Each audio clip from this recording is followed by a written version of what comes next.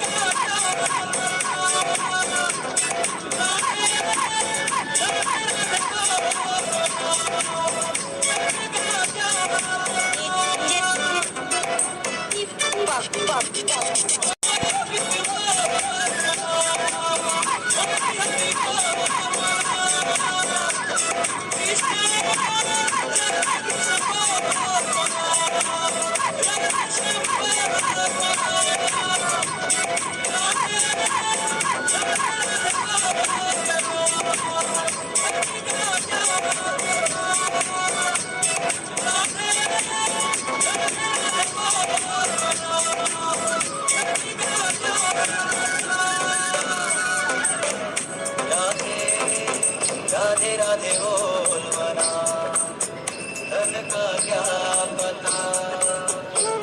राधे राधे राधे बोल मना धन का क्या पता। राधे राधे राधे बोल मना धन का क्या पता। राधे राधे राधे बोल मना धन का क्या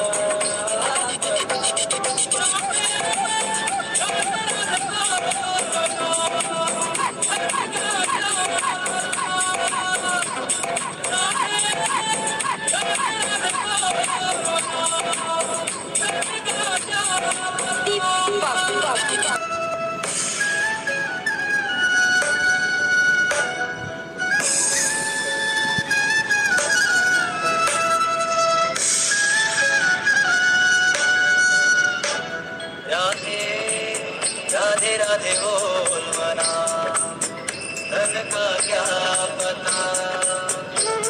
राधे राधे राधे बोल मना, धन का क्या पता।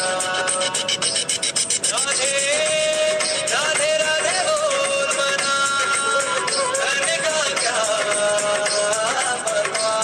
राधे राधे राधे बोल मना, धन का क्या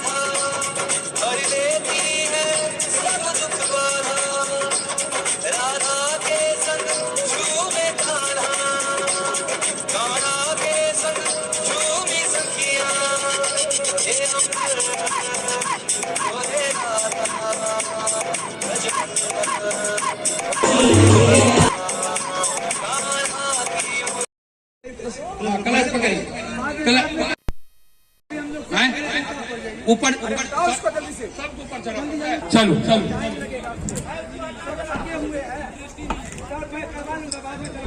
चलो चलो लाइन में सब आदमी अब गया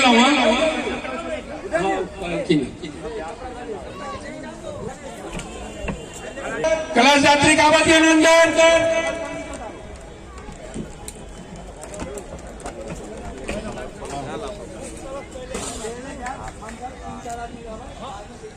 लाइन लगाओ फटाफट पूरा साफ फ्री हो जाता हूँ उसके बाद अपन तैयारी में रखिए।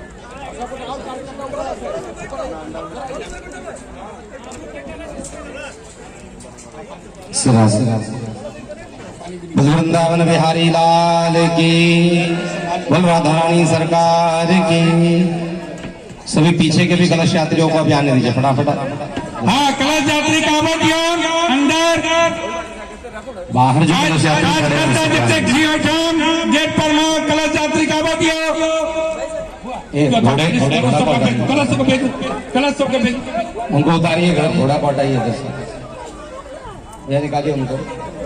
कलश यात्री बहुत थके हुए। राधा कृष्ण ये आदमी सब हट जाइए आप लोग साइड। हाँ साहब,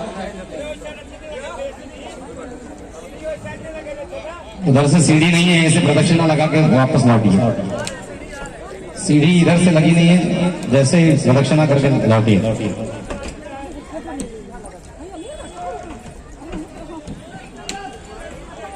ये सर ये सर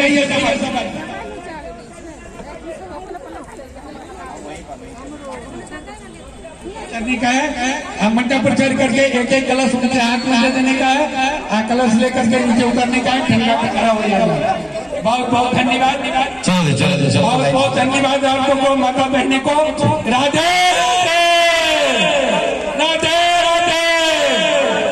आप लोग थोड़ा दो लाइन यहीं पर कंप्लीट कीजिए, दो लाइन यहीं पर कंप्लीट कीजिए, जाति सबको खड़ा होने के लिए ठंडा। दो लाइन चलने दीजिए, बहुत अभी जगह। राधे राधे।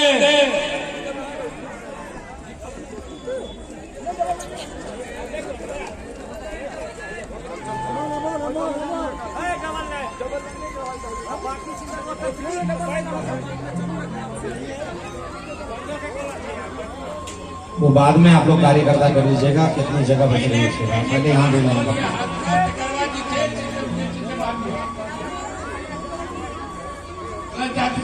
क्योंकि नीचे मंडल भी मंडने वाले हैं, इसलिए पहले दो लाइन की वेट करिए।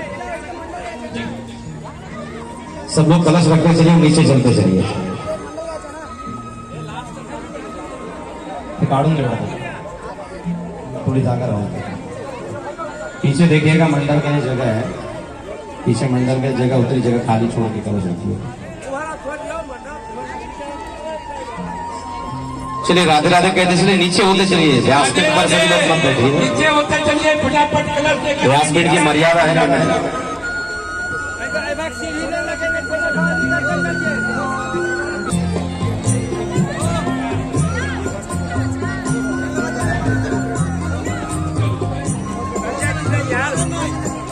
ग्राउंड में सब आदमी को खड़ा कीजिए, कलश लेकर के, कलश लेकर के सब आदमी को ग्राउंड में खड़ा कीजिए।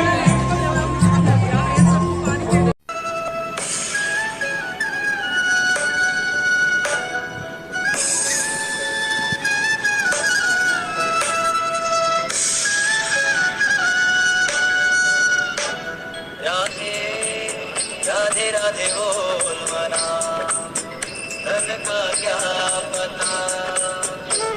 राधे राधे राधे बोल मना, धन का क्या पता। राधे राधे राधे बोल मना, धन का क्या पता। राधे राधे राधे बोल मना, धन का क्या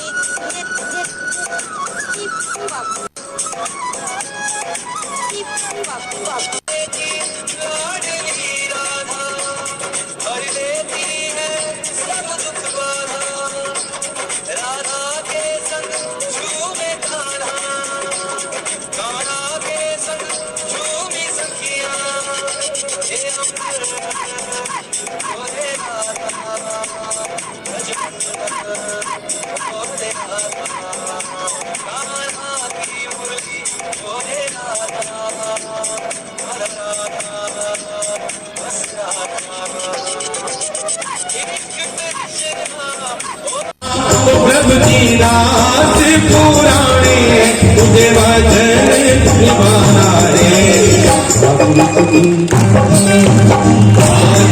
की बात जब आज तुमको आना है भागवत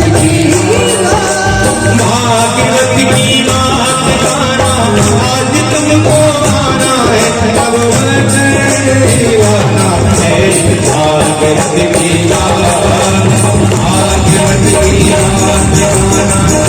तुमको आना है भागवत की भागवत की बात गाना आज तुमको आना है प्रभु वचन निभाना है भागवत की बात गाना आज तुमको आना है भागवत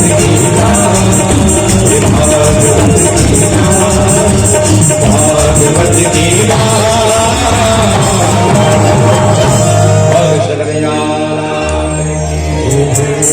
हरि लाल जय जय श्री राधेश्याम। जो कुछ बना हमसे अर्पण प्रभु तुमको प्रभु स्वीकार कर अनादान से गलती होती ही आई है धनी मत ध्यान करो प्रभु ध्यान मत करना हमसे नादानी से गलती होती रहती है लेकिन तेरा बच्चा तेरा ये भगत तेरा दास पुराना दास है तेरा पुराना सेवक है जन्म जन्मांतर से कई लाख योनियों में यात्रा करते करते हम तेरी सेवा करते आए हैं हाजिरी भरते आए हैं इसलिए तो मनुष्य योनि में आए इसलिए भगवान अब कृपा करो। सुखदेव जी ने परीक्षित जी को अमृत में और भागवत जी का भेद बताया वस्वधात्मकथानोकाचकम्मणिर्महान् ब्रह्मरातो विचार्येवं तदा देवान् ध्यासः अभक्तांश विज्ञायनदो संगतामृतम् श्रीमद्भागवते वार्ता सुराणामपि दुर्लभा सुराणामपि दुर्लभा। आप सब भक्त हैं इसका लक्षण है यह श्लोक कहता है कि भागवत किसे सुना रहे हैं भगवान सुखदेव जी अभक्तांश विज्ञायन ददोस कथामृतम अभक्त को यह कथा नहीं दी जाती या सुनाई नहीं जाती श्रीमद् भागवती वार्ता सुरानाम अपि दुर्लभा यह देवताओं को भी बड़ी दुर्लभ है आप भगवत भक्त हैं इसलिए आपको यह कथा सुनने का मौका मिल रहा है यह योग मिल रहा है तो भगवान के प्रति आपकी जो समर्पित भाव है जो अनन्य शरणागति है वही आपको कथा का योग संयोग बना करके ले आ रहा है पैसे से अगर कथा का आयोजन हो जाता तो बड़े बड़े करोड़पतिया सेठ लोग जो है वो कर लेते लेकिन रास्ते का चलने वाला फक्कड़ भी आदमी भगवान की कथा का आनंद ले पाता है तो भगवान की कथा का तो भगवान के प्रेम का भगवान के आशीर्वाद का ही फल है और कोई कौन सा फल है और ऐसे भी ये फक्कड़ों की कथा है सुनाने वाले फक्कड़ है सुनने वाले फक्कड़ सुखदेव जी महाराज बड़े फक्कड़ हैं 3 अंगुल की लंगोटी धारण करते और चल पड़ते हैं तो सुनने वाले श्री परीक्षित जी महाराज ने भी परिपूर्ण चीजों का त्याग कर दिया है सर्वस्व का अब तो भगवान की शरणागति आए हैं हम भी राग द्वेष इन सब को अगर त्याग दे तो भगवान की कथा हमें श्रवण करने का बड़ा सुंदर योग प्राप्त कर सकता है इसलिए इसमें से राग द्वेष को हटाइए यहाँ बुद्धि और अहंकार को लेकर के आना सर्वथा वर्जित है क्या अहंकार में मत आना कि मैं अमुक सेठ हूं मैं अमुक व्यक्ति मत हूं तो मुझे थोड़ा वीआईपी ट्रीटमेंट होना चाहिए ये भावना लेकर के अहंकार के वशीभूत होकर के यहाँ कथा में ना यहाँ बुद्धि लेकर के मत आइए कि ऐसी कथा होनी चाहिए ये ऐसा होना चाहिए वो वैसा होना चाहिए विनम्रता से आपको अगर लगे कि ये काम गड़बड़ है तो वो अपने हाथों से सजा लीजिए सवार लीजिए क्योंकि वो आपका कर्तव्य है वो आपकी सेवा है कोई इस कथा के ऊपर अगर ठपका लगा देगा कि हमारी कथा है तो ये भी गलत है ये भगवान की ही कथा है और भगवान के बच्चों के लिए यहाँ वार्तालाप न करते विवाद न करते विषाद न करते हुए अगर आप कथा को श्रवण करोगे तो भगवान आपके हृदय में चित्त में उतर जाएंगे क्योंकि यहाँ सेवा को प्रधानता कही गई है, यहाँ भक्ति को प्रधानता दी गई है। यहाँ ज्यादा ज्ञान और ज्यादा विचारधारा लेकर के आओगे तो यहाँ कुछ मिलने वाला है। कई लोग ज्ञानी बन जाते हैं, पोथी बड़ी बड़ी जग मुआ पंडित भया न कोई, और 2.5 अक्षर प्रेम के पढ़े से पंडित हुए, कहावत है। बड़े लोग पंडिताई और विद्वत्ता दिखाने लग जाते हैं और विद्वत्ता रह जाती है धरी की धरी। ऐसे उद्धव जी भी राधा रानी के गांव गए विद्वत्ता दिखाने के लिए, और वहां राधा नाम के रस में रसात्र होकर के पुनः लौट करके आए। वहां बृहस्पति के शिष्य होकर के भी वहां विद्वत्ता नहीं चली। और ये भागवत है साहब, यहाँ पर भगवत भक्ति चलती है। भक्ति महारानी है, भक्ति माँ है, और ज्ञान और वैराग्य उसके पुत्र है। इसलिए पुत्र बने रहेंगे तो फायदा होगा। बाप बनने की कोशिश करेंगे तो बाप भी घर से धक्का मार देता, कहता तो अब बड़ा हो गया, अपना अपना संभाल लो। बच्चे जब बने रहते हैं तो उसको गोदी में लेकर के माता पिता चलते हैं, तो उसकी उंगली छूट ना जाए बाजार में, या कोशिश करते हुए उंगली पकड़ करके चलते हैं। और जैसे व्यक्ति बड़ा हो जाता है तो कहते हैं बड़ा हो गया, अब तू बहुत बड़ा हो गया, बहुत समझदार हो गया ना, तो जाओ अपना अपना करो, अपना अपना घर बार संभालो, अपनी जिम्मेदारियां संभालो। यहाँ छोटे बनने में फायदा, बड़े बन करके कोई फायदा नहीं। यहाँ थैली रिक्त लेकर के आओगे तो फायदा है, थैली भर करके लाओगे तो क्या ले जाओगे। बाजार करने के लिए निकले, पता चला कि घर से थैली भर करके ही निकले थे। भरी हुई थैली में आ क्या सकता है, इसलिए थैलियों को रिक्त करके आओ। बुद्धि रूपी जो थैली है बहुत भरी हुई है हमारी, इस बुद्धि को खाली करके आना होगा। यही हनुमान चालीसा भी कहती है, श्री गुरु चरण सरोज रज निज मन मुकुर सुधार, बरनउँ रघुबर बिमल जस जो दायक फल चार। 4 फल दे देगा, धर्म देगा, अर्थ देगा, काम देगा, मोक्ष देगा, लेकिन बुद्धिहीन तब जान के, बुद्धिहीन तनु जान के, सुमिरो पवन कुमार, बल बुद्धि विद्या मोही,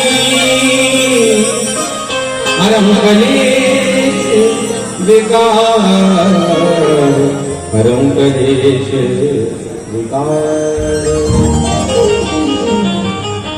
बुद्धिहीन बनो, खाली बने रहो, रिक्त बने रहो तो बहुत कुछ मिल जाएगा। और जो भर करके आएगा वो तो जैसा भर करके आया था वैसा ही चला जाएगा, उसे नया कुछ नहीं मिलता। कलाकार भी नया लेने की कामना रखे हर एक दूसरे से तो वो नया ले सकता है। वो पहले से बहुत कुछ भर करके आएगा तो कहेगा हम बहुत विद्वान हैं, हमसे ही सीख लो। ऐसी अवस्था सबकी होती है। इसलिए खाली जो बन करके आता है उसको बहुत कुछ मिलता है। पंडित भर करके पहले से आएगा तो नए पंडित से नया कुछ नहीं सीख पाएगा। हमारे साथ जो पंडित जी चल रहे हैं, हम उन पंडित जी को कहते हैं कहीं नई जगह पे पंडित जी मिल जाए तो उनसे कुछ सीख लेना, तो अपनी पंडिताई मत दिखा, वहां से नया तरीका सीख ले। और यहाँ के पंडित जी उनसे नया तरीका सीख ले तो आपस में प्रेम आलाप से नई नई चीजें प्राप्त हो सकती है। इसलिए हम लोग अहम भाव में जब रहते तो कुछ नहीं प्राप्त हो पाता। नई नई जगह पर जाएं, नई नई संस्कृतियों को स्वीकार करें। मिथिला से कई लोग आए, कई लोग उत्तर भारत से आए, महाराष्ट्र में रच बस गए, महाराष्ट्र की परंपरा को स्वीकार किया, इसलिए हम लोग भी आनंद में हैं। और जिन लोगों ने हमारे मिथिला और उत्तर भारत की परंपरा को आनंद से स्वीकार किया, वे लोग भी हमारे साथ में रह करके आनंद को प्राप्त कर सकते हैं। ये एक दूसरे को आदान प्रदान की परंपरा है। ये वाईफाई हमेशा ऑन रखो, हॉटस्पॉट हमेशा ऑन रखना चाहिए। लेते रहो, देते रहो, लेना देना चलता रहेगा, थोड़ा सा आदान प्रदान तो मिलता रहेगा। भरे भरे रहोगे तो कुछ मिलने वाला नहीं है। इसके आनंद के साथ में राज्ञो मोक्षम तथा भिक्षम पुराधाता विस्मिता सत्यलोके पुलाबद्धा गोरक्षितान्धनान्यजः लघुन्यानानि जातानि गौरवेनैवं तदा ऋषिगणास्तवे विस्मयं परमं ययो। देवता लोग बड़े नाराज होकर के ब्रह्मा जी के पास गए। एक बाटे में सब ग्रंथों को रखा गया और एक बांट में भागवत भगवान की परम पावनी ग्रंथ को रखा गया। भागवत भगवान का पलड़ा भारी हो गया, बाकी सारे ग्रंथ ऊपर की ओर उठ गए। जिसका वजन ज्यादा होता है, जिसमें प्रमाण ज्यादा होते हैं, वो अपने आप में भारी होता है। ब्रह्मा जी ने कह दिया कि आज के बाद में भागवत जैसा इस संसार में कोई ग्रंथ न हुआ है और न कोई होगा। यह सब ग्रंथों का सार निचोड़ भाग है, इसलिए भागवती की अद्भुत महिमा है। इसको सिद्ध कर दिया गया, इसको प्रमाणित कर दिया गया। कहा कि महाराज ये कथा कहाँ सुनी गई, कैसे सुनी गई, इसका आरंभ कैसे हुआ, जरा कृपा करके सुनाइए। तो कहते एक समय की बात है, श्री नारद जी यात्रा कर रहे हैं। एकदा ही विशालायाम चत्वार विषयो मला सत्संगार्थं समाजात्र दुदृशोस्तत्र नारदः। बद्री विशाल क्षेत्र जहां पर बद्री के वन है, बद्री यानी कि बेरों के वन है। विशाल नाम के राजा के कल्याण के लिए भगवान नारायण जहां प्रकट होकर के तपस्यारत है, वह बद्री विशाल। कहते हैं जाओ बद्री काया सुधरी। जो बद्री एक बार जाके आता उसकी काया सुधर जाती है। कोई बद्री विशाल गए हैं क्या यहाँ पर? कोई जो भक्त हैं यहाँ पर बैठे, कोई गए हैं बद्री विशाल गए? अच्छा, वो तो गए, माता रानी ले गए। इसका मतलब अभी मुंबई वाले जो उपनगर में बसे हुए अभी तक बद्री विशाल नहीं गए। अच्छा, आप भी जाके आए तो काया सुधर गई ना वहां पर। जो लोग बद्री विशाल के दर्शन करने जाते हैं वहां के वातावरण को देख करके शुद्ध हो जाते हैं, पावन हो जाते हैं, निर्मल हो जाते हैं। और वहां साक्षात नारायण भी तप करने के लिए बैठते हैं। सनत, सनंदन, सनातन और सनत कुमार, ये 4 पर्वत वहां आज भी विराजमान है। नारायण पर्वत और सनत कुमारों का पर्वत है, वो दोनों आपस में जुड़े हुए हैं और उसके बीच में बद्री विशाल का पावन क्षेत्र है। एक बार नारद जी यात्रा करते करते पहुंचे। नारद जी का चेहरा उदास था, लटका हुआ था, बोलकर ऐसे ही जैसे कुछ लोग अभी बैठे हुए हैं। कईयों के चेहरे ऐसे लटके हुए होते हैं, मुरझाया हुआ होता है। मुरझाया हुआ फूल भगवान को कभी प्रिय नहीं है। प्रसन्न मुद्रा में रहो, हंसते रहो, कभी न रहे उदास, हमेशा प्रसन्न रहो, मुस्कुराते रहो। आप अगर रोते रहोगे तो सामने वाला भी आपका चेहरा देख करके रोने लग जाएगा, और आप अगर मुस्कुराओगे तो आपका चेहरा देख करके सामने वाला भी मुस्कुराएगा। इसलिए अपनी मुस्कुराहट बनाए रखो। मुस्कुराहट बिखेरना भगवान का एक बहुत बड़ा सेवा है, बहुत बड़ा सत्संग है, बहुत बड़ा चिंतन है। क्योंकि हर कोई व्यक्ति मुस्कुरा नहीं सकता और हर कोई व्यक्ति मुस्कुराहट बांट नहीं सकता। मुस्कुराहट बांटना बहुत बड़ा पुण्य का काम है, क्योंकि मनुष्य को भगवान ने मुस्कुराने का मौका दिया है। संसार में मनुष्य को छोड़ करके कोई व्यक्ति मुस्कुरा नहीं सकता, कोई जीव मुस्कुरा नहीं सकता। आपने कभी गधे और बैलों को हंसते मुस्कुराते हुए देखा है क्या? अरे कहो ना प्रेम से, देखा है कभी गधे को मुस्कुराते हुए? नहीं देखा। कुत्ते को मुस्कुराते देखा? तो प्यारे, एक बार प्रेम से मुस्कुराइए और अपने इंसान बनने की थोड़ी सी पहचान बताइए। एक बार प्रेम से मुस्कुराइए और अपने इंसान बनने की पहचान बताइए, और प्रेम से राधे राधे नाम का संकीर्तन करते हुए, प्रेम से मुस्कुराते हुए आनंद के साथ में रहिए। श्री नारद जी महाराज पहुंचे हैं और सनत कुमारों ने कहा कि भगवान कथम ब्राह्मण दीनमुख कुतश्चिंतातुरो भवान् त्वरितं गम्यते तत्र कुतश्चागमनं तव इदानीं शून्यचित्तो तवेदं मुक्तसंगस्य मोचितं वद कारणम्। ओ ब्राह्मण दीन मुखा, कहां पर दीन मुख बना करके घूम रहे हो? ये ब्राह्मण हरि का दास कभी न रहे उदास। आप तो हमेशा मुस्कुराते हो और दूसरों को मुस्कुराने का मौका देते हो। क्यों रो रहे हो? क्यों परेशान हो? क्या चिंता लगती पड़ी है? नारद जी ने कहा महाराज क्या बताए। सनक सनंदन सनत कुमारों को कह रहे हैं, हम यात्रा करते करते एक बार कलयुग समाप्त होने के बाद में, कलयुग के आरंभ होने के बाद हम यात्रा करते करते अलग अलग जगह पर गए और यात्रा करते करते कहां कहां घूमे। तो नारद जी ने अपनी यात्रा बताई है। पुष्करम च प्रयागम च काशीं गोदावरीं तथा हरिक्षेत्रम कुरुक्षेत्रम श्रीरंगम सेतु बंधनम। मैं काशी गया, श्री क्षेत्र हरिक्षेत्र गया, श्रीरंग गया, सेतु बंध गया, गोदावरी के पावन तट पर श्री राम जी की पावन लीला जहां हुई है, ऐसे त्र्यंबक आदि तट पर नासिक में गया, क्या हुआ? तो कहा वहां जहां जहां गया बहुत कुछ अलग अलग पाया, क्योंकि भगवान गोविंद ने जब गोलोक में जाने का निर्णय लिया तो कलयुग ने अपना साम्राज्य का विस्तार कर दिया। और तब मैंने देखा गया तपसी धनवंत दरिद्र गृही कलि कौतुक तात न जात कही। तपसी धनवंत दरिद्र गृही, गृहस्थ आदमी दरिद्र दिखाई दे रहा है और तपसी आदमी बड़ा चकाचक माल कमा रहा है। मुझे आश्चर्य लगा, साधु सन्यासी क्या कर करके रहते थे, आजकल साधु सन्यासियों को एसी कमरे की आवश्यकता से और कम लगता नहीं है। तो मैंने ये आश्चर्य देखा कलयुग में, मुझे बड़ा बुरा लगा। और तो और मैं घर घर में गया, सोचा कि चलो ये साधु इधर उधर हो गए होंगे तो कम से कम गृहस्थी जो लोग हैं वो कम से कम भगवान की भक्ति में होंगे। तो वहां जाकर के देखा गया तरुणी प्रभुता के शालको बुद्धिदायक कन्या विक्रयिनो लोभा दंपति नाम सकल। तरुणी प्रभुता के हे शालको बुद्धिदायका, तरुणी घर में जोर चलाती है और साले बुद्धि चलाते हैं। तरुणी प्रभुता चलती है घर में, आजकल घर में तरुणी का ही जोर चलता है। घर में घरवाली जो कहे वही चलता है। और शालको बुद्धिदायक, शाला बुद्धि चलाता है, शाला दिमाग देता है। जीजा जी आप ऐसा करोगे तो काम सिद्ध होगा, जीजा जी आप ऐसा करोगे तो। और जिस जीजा जी ने जिस साले के सुने हैं उनके दीवाले फेल हो गए हैं, पता है सब लोगों को। नहीं समझना है तो एक बार जाकर के धृतराष्ट्र से मिल करके आना, धृतराष्ट्र को पूछना कि तुम्हारे साले शकुनी के बातों में आकर के तुम्हारा अच्छा हुआ या बुरा हुआ, बता देगा पूर्ण इतिहास महाभारत।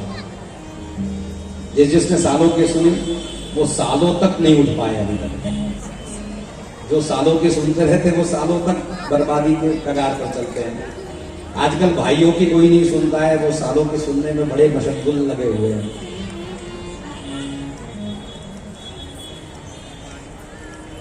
सादी खुदा एक तरफ और जोरू का भाई एक तरफ, ये आजकल का दौर चल रहा है। इस दौर में ऐसा ही चलता है। और वो सब लोग बड़ी विपरीत अवस्थाओं में, बड़े दुखी अवस्थाओं में, जो लोग इन चक्करों में पड़े रहते हैं।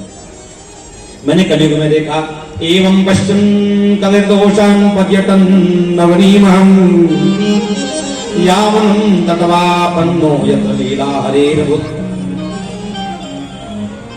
यात्रा करता करता मैं सब जगह तीर्थों में गया तो मैंने अलग अलग जगह अलग अलग भाव देखे।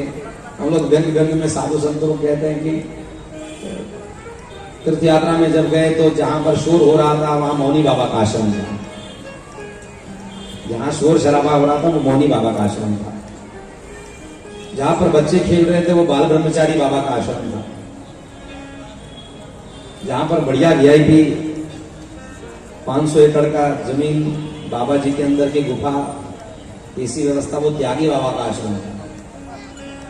ये सब हमने देखा तो बड़ा मन दुखी हुआ, जैसे हनुमान जी का दुखी हुआ था। मंदिर मंदिर प्रतिकर शोधा, देखे जहां तक अग्नि तो जोधा। और गयौ दशानन मंदिर माही, अति विचित्र कही जात सुनाई। मंदिर कह दिया, क्या गयौ दशानन मंदिर माही, क्योंकि मंदिरों को हटा हटा करके राक्षसों ने उसको ये रखा। असल में वो तो शिव जी का मंदिर ही तो था, शिव जी का मंदिर ही है। एक समय रावण ने शिव मंदिर विश्रवस ऋषि ने मांग लिया। विश्रवस ऋषि ने अपने पुत्र कुबेर को दिया, शिवप्रिय भक्त कुबेर को दिया, और कुबेर को हरा करके, कुबेर को भगा करके उसने उस मंदिर पर कब्जा कर लिया। आज भी ऐसी स्थितियां हैं कि पहले के साधु सन्यासियों ने जो अच्छे अच्छे आश्रम बनाए वो तो अच्छे थे, वो तो मंदिर पहले भी थे और आज भी हैं। बस फर्क इतना ही है कि उस पर दशाननों का राज चलने लग गया। मंदिर मंदिर प्रतिकर शोधा, देखे जहां अग्नि जोधा। गए दशानन मंदिर माही, अति विचित्र कही जात सुनाई। शयन किए देखा कपिते ही, सब सोए हुए, मंदिरों में सब सोए हुए हैं। शयन किए देखा कपिते ही, मंदिर बहुन देखी वैदेही। वहां वैदेही सीता यानी भक्ति रूपी सीता दिखाई नहीं दी। आजकल भक्ति कहाँ दिखाई देती है? रामायुध अंकित गृह शोभा बरनी न जाए, नव तुलसी का वृंद देख हर्ष कपिराय। भक्ति अगर कहीं मिलती है तो गृहस्थों के घर में आजकल मिल रही है। आप जैसे गृहस्थ लोग जो भगवान की पावन कथा गाथा को कर रहे हैं या सुन रहे हैं, वही भक्ति को स्थिर कर सकते हैं, जागरूक कर सकते हैं। नहीं तो हर सन्यासी की बात नहीं है। जो सन्यास नहीं धारण करे, जो मन की वृत्ति को न घुमाए, वो काहे का सन्यास है। उससे अच्छा है तो गृहस्थ में रहकर के भगवान की स्मृति करना। कई लोग घर में रहते हैं और भगवान की याद, तीर्थों की याद करते हैं, और कई लोग तीर्थों में रहते हैं और घर की याद करते हैं। ये उसी ताश वाले की जैसी कथा हो गई कि ताश खेलने वाला भागवत की स्मृति कर रहा था और भागवत में बैठा हुआ व्यक्ति ताश की स्मृति कर रहा था। आज भी ऐसी अवस्था है। मंदिर में बैठने वाला व्यक्ति अपने घरों की याद कर रहा है और घर में बैठने वाला व्यक्ति सोचता है कब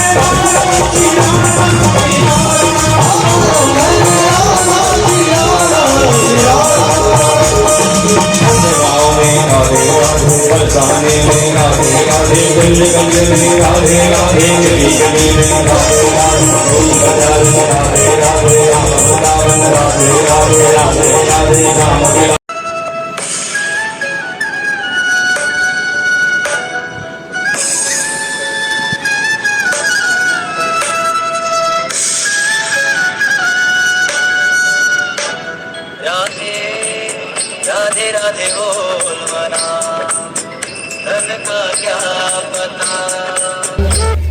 महापुराण ज्ञान यज्ञ सप्ताह में हमारे पूज्य श्री राजीव कृष्ण जी महाराज के चरण वंदन करके महाराज जी की आज्ञा है कि कुछ गाके सुनाएं। यहाँ पर ज़्यादा करके माताएं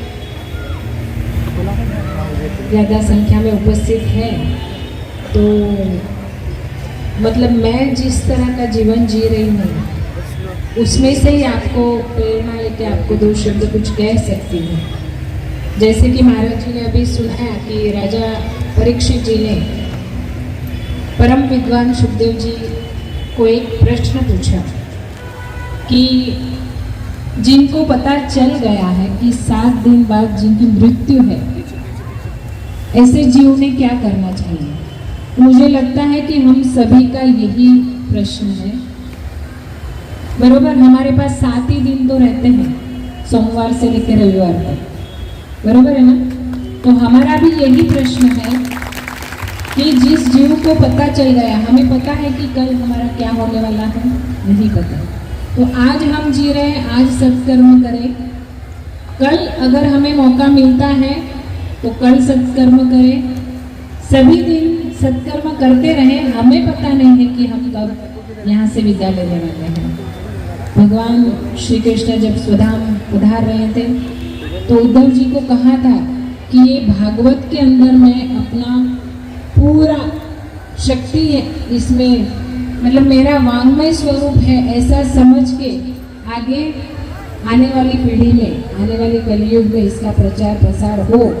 तो आज तक इतने सालों से ये परंपरा, परम विद्वान जो विप्र लोग हैं वो आप हमारे यहाँ हमारे अंदर बांटते हैं इस ज्ञान को। तो मेरी माताओं से इतनी विनती है कि जिस भागवत सप्ताह मतलब श्री कृष्ण भगवान की कथा, तो श्री कृष्ण भगवान को हम अपना जीवन का अगर सारथी बना लें, अर्जुन के सारथी बन करके अर्जुन को युद्ध जिताया था, बराबर है ना, तो हम उनको अपने जीवन का सारथी बना लेते हैं। तो गुरुदेव, मेरा लिखा हुआ एक गीत जो प्रसिद्ध हो गया है YouTube